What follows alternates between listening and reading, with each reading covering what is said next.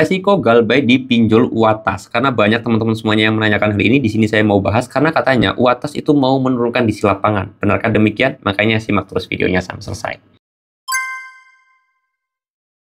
Assalamualaikum warahmatullahi wabarakatuh, teman-teman semuanya. Pada kesempatan video kali ini saya ingin membahas masalah galbay pinjol UATAS, resikonya apa aja, dan resiko terberat di tahun 2025 ini apa aja. Karena katanya kan UATAS ini mau menurunkan di lapangannya. Jadi mungkin buat kalian yang belum tahu itu harus dipahami dulu.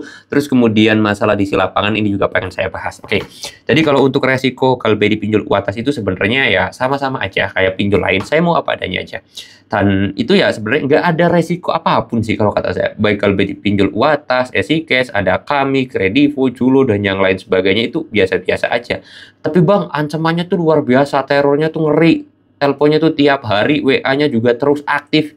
Kalian harus tahu ya, galbay di pinjol UATAS tuh ya sama kayak kalian itu galbay di pinjol lain juga. Kalau misalkan sehari 10 sama, di pinjol lain juga terornya tuh sehari 10.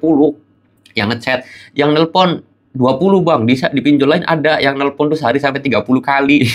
Kalian harus tahu ini ya. Jadi banyak sekali pinjol-pinjol itu yang kalian anggap serem ya, yang kalian anggap tuh mengerikan chat-chatnya. Padahal di pinjol-pinjol lain juga ngeri-ngeri tagihannya. Ya kalian harus tahu itu. Dan saya katakan masalah di lapangan ya. Di lapangan di UATAS itu enaknya nggak ada. Itu kalian harus bangga sebenarnya. Kenapa? Nggak kayak pinjol besar lain kayak misalkan Akulaku, Kredivo, Kredit Pintar. Itu dia punya di lapangan. UATAS kan nggak ada. Tapi bang, dengar-dengar akan ada turun di lapangan. Saya katakan, kalau misalkan bener UATAS mau turunkan di lapangan, saya jamin itu nggak terjadi di tahun 2025.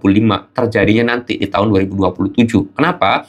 Ya karena untuk menurunkan di lapangan tuh nggak mudah, butuh proses panjang, butuh administrasi yang cukup ketat, terus kemudian butuh duit yang banyak, yang jelas. Kenapa ya? Karena kan harus merekrut karyawan dulu untuk dari DC pinjolnya, terus ada bimbingan teknis, ada pembinaan, dan yang lain sebagainya. Itu harus ada prosesnya, jadi nggak mungkin sebentar, prosesnya lama gitu teman-teman ya. Itu harus kalian tahu juga. Ditambah lagi untuk merekrut karyawan jadi debt collector atau jadi DC lapangan atau jadi FC itu susah. Ya contoh lah kalian aja. Kalian nih ada lowongan kerja jadi debt collector pinjol, mau nggak? Saya kira banyak yang nolak karena kerjanya susah, gajinya kecil, kerjanya terpelosok juga gitu kan. Itu susah teman-teman ya. Apalagi nagih orang pinjol itu memang ribet, kalian sendiri aja contohnya. Kan gitu ya. Jadi memang banyak orang yang menolak dari di lapangan kayak gitu. Kenapa ya? Memang kerjanya ribet, gajinya nggak seberapa gitu kan.